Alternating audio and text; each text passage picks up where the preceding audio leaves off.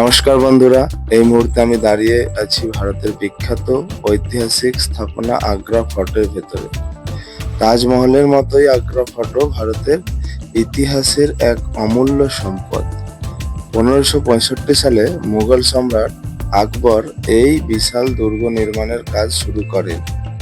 লাল বেলে পাথরে তৈরি এই দুর্গ একসময় মুঘল সাম্রাজ্যের প্রধান রাজধানী ছিল। আজ এই ঐতিহাসিক স্থানটি ঘুরে দেখতে দেখতে মনে হচ্ছে যেন কয়েকশো বছর আগে মুঘল যুগে ফিরে গেছি।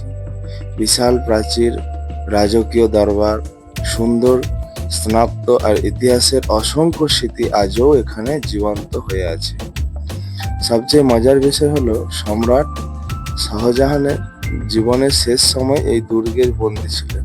বলা হয় এখান থেকেই তিনি দূরে নিজের প্রিয় সৃষ্টি তাজমহলের দিকে তাকিয়ে থাকতেন।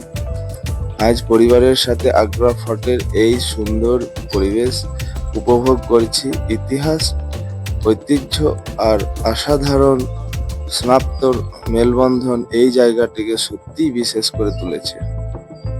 আপনারা যদি কখনো আগ্রা ভ্রমণে আসেন তাহলে তাজমহলের পাশাপাশি আগ্রা ফোর্ট অবশ্যই ঘুরে দেখবেন। বিশ্বাস করুন, জায়গাটি আপনাদের মন জয় করে নেবে। ভিডিওটি ভালো লাগলে লাইক, কমেন্ট অ্যান্ড সাবস্ক্রাইব করতে ভুলবেন না। ধন্যবাদ। আবার দেখা হবে নতুন কোনো সুন্দর জায়গার ভিডিও নিয়ে।